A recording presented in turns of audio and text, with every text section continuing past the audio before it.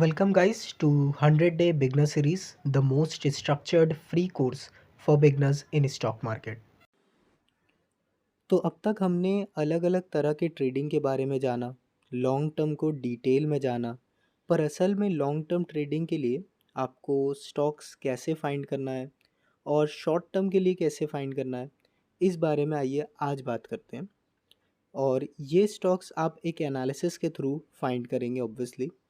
तो एनालिसिस दो तरह के होते हैं, ये हमने पिछले वीडियो में भी जाना था, फंडामेंटल एनालिसिस और टेक्निकल एनालिसिस। अब इन्हीं दोनों को आइए थोड़ा और डिटेल में जानते हैं और इन दोनों एनालिसिस को आपस में कंपेयर करते हैं। फंडामेंटल एनालिसिस का मतलब होता है किसी भी स्टॉक या एसेट को एनालाइज करना, उसकी इंट्रिंसिक वैल्यू फाइंड करने के लिए।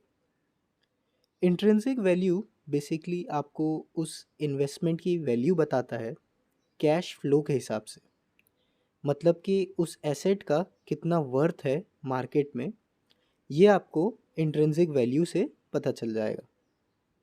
वहीं टेक्निकल एनालिसिस में आप स्टॉक की प्राइस को प्रिडिक्ट करते हो according to previous price action और डिफरेंट पैटर्न्स और ट्रेंड्स के थ्रू।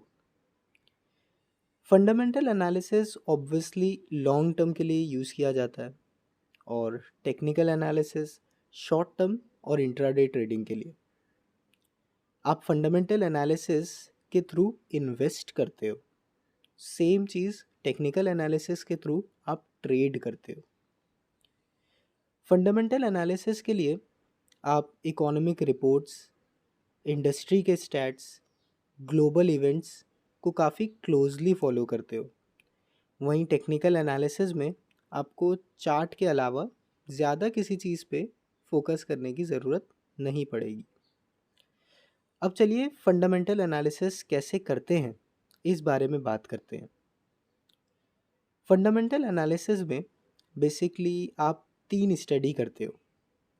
सबसे पहले ओवरऑल इकोनॉमी, जैसे कोविड पेंडेमिक के टाइम अगर किसी का फंडामेंटल्स काफ़ी अच्छा भी था, तब भी वो इकोनॉमी क्रैश की वजह से बहुत नीचे आ गया होगा। तो इस बात को सबसे पहले कंसिडर करना होगा कि ओवरऑल सेंटीमेंट और इकोनॉमी का हाल कैसा चल रहा है। नेक्स्ट जो स्टडी आपको करनी होगी वो है उस स्टॉक के इंडस्ट्री के बारे में, कि क्या इस इंडस्ट्री में फ्यूचर ग्रोथ दिख रही है और क्या ये इंडस्ट्री तेज़ी से ग्रो कर पाएगी।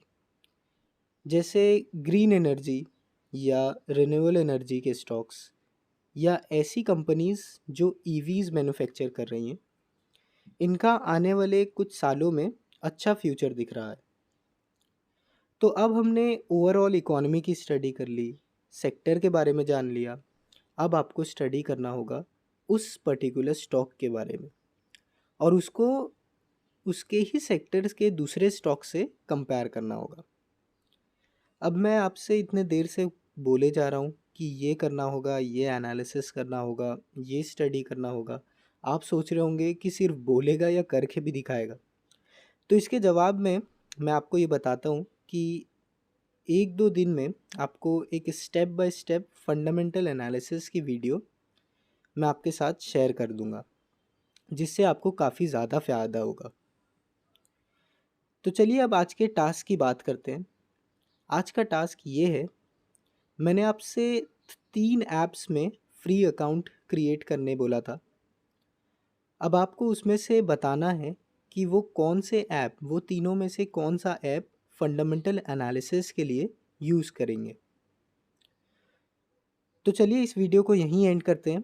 कल मिलेंगे जहां हम कुछ रेशियोज़ की बात करेंगे, जो कि एक बहुत इम्पॉर्टेंट पार्ट है फंडामेंटल एनालिसिस का। तो तब तक के लिए जुड़े रहें 100 डे बिगनर सीरीज़ से।